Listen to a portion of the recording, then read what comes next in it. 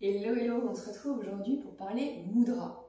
Alors c'est quelque chose que je n'ai encore jamais abordé sur cette chaîne, les mudras.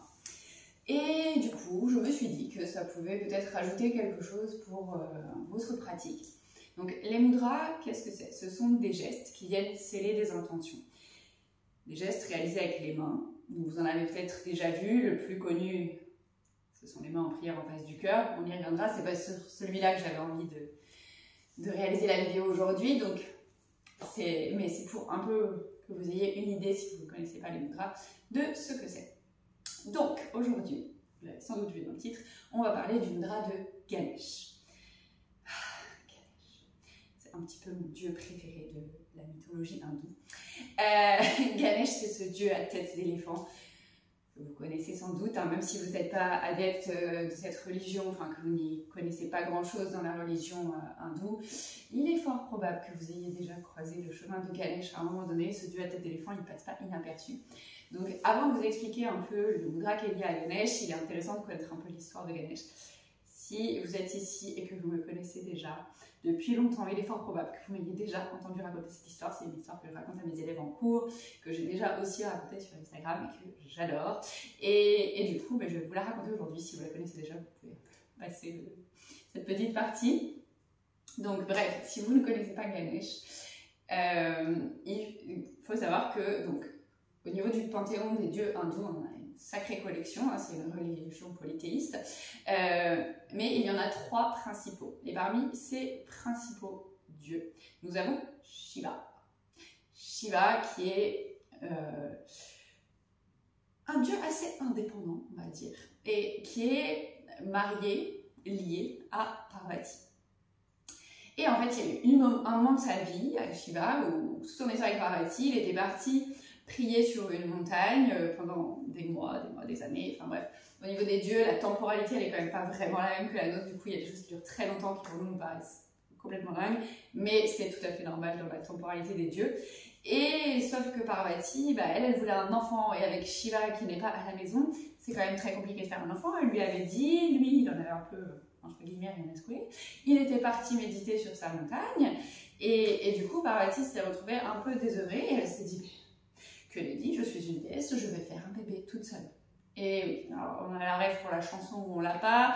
Si vous l'avez, vous êtes comme moi, sans doute un peu âgée.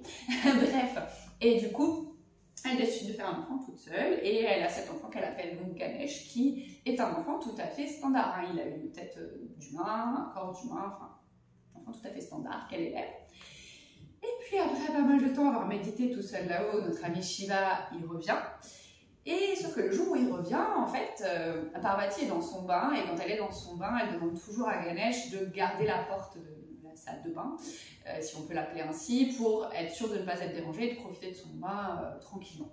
Donc Ganesh est devant la porte, il garde la porte, et Shiva arrive, et Shiva est genre, qu'est-ce que tu fais là, garçon? Et il dit, mais je garde la porte, personne n'entre, personne ne va déranger Parvati. Et du coup, évidemment, vous en doutez, hein, Shiva n'est pas au courant que, en fait, en face de lui, il a comme son fils. Et du coup, il lui dit, non, mais bouge de là, Parvati, c'est ma femme, je rentre si je veux. Et l'enfant n'ayant jamais entendu parler de Shiva non plus, voilà. On ne reviendra pas sur le truc.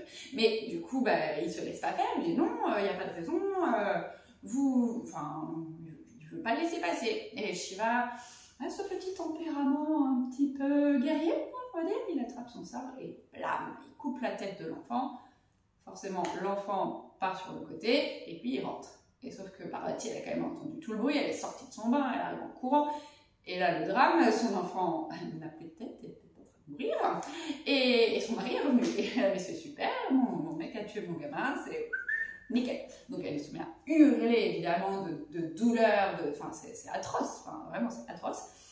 Et là Shiva se rend compte de la bêtise et il est sacrément embêté et il ne peut pas recoller la tête. Et en fait, alors il y a plusieurs versions de cette histoire. Dans certaines versions, alors moi je vais vous raconter la version la plus mignonne, si on peut dire ça.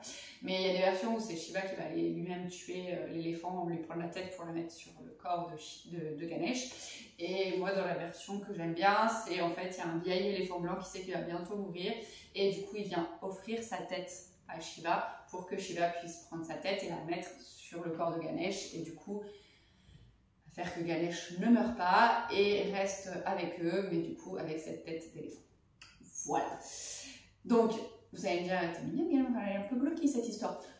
Oui, mais bon, enfin je sais pas, moi je l'aime bien cette histoire et je trouve que elle montre aussi que genre, on lâche rien. Voilà.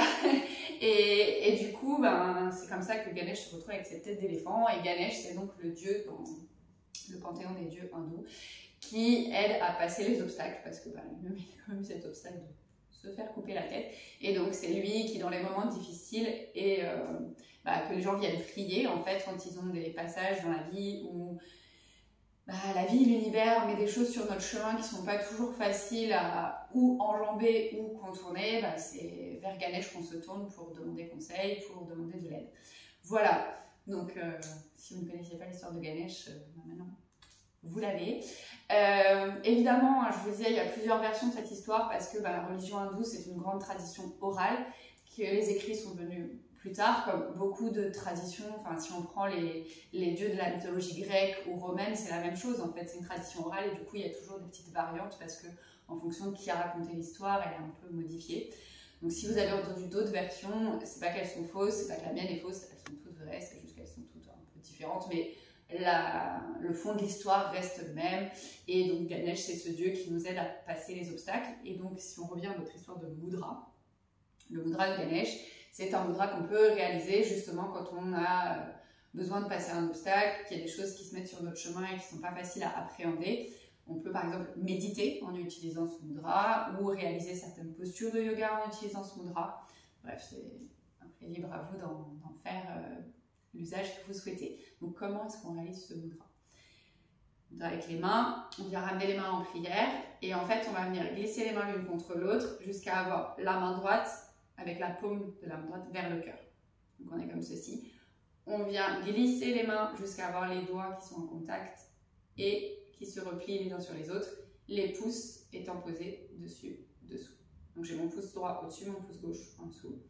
Et je viens ramener mes mains en face du cœur. J'essaie de relâcher un peu mes épaules. Et donc du coup ici par exemple typiquement vous pouvez fermer les yeux et méditer. Mais après par exemple un guerrier 2 au lieu d'avoir les bras de chaque côté, vous pouvez aussi faire un guerrier 2 avec les mains en mudra de Ganesh. Voilà, c'est quelque chose que vous pouvez utiliser dans différentes postures, changer le positionnement des bras et utiliser ce mudra pour mettre cette intention, sceller cette intention de déplacer les obstacles. Et vu qu'on aime bien la symétrie, une fois que vous l'avez fait d'un côté, on défait et on refait de l'autre. Et on laisse à peu près le même temps. Voilà.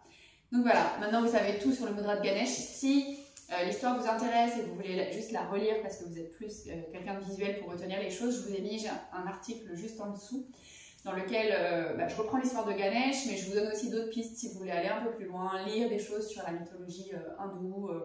Voilà, il y a plein de petites choses en plus dans cet article, donc il ne faut pas hésiter à le lire.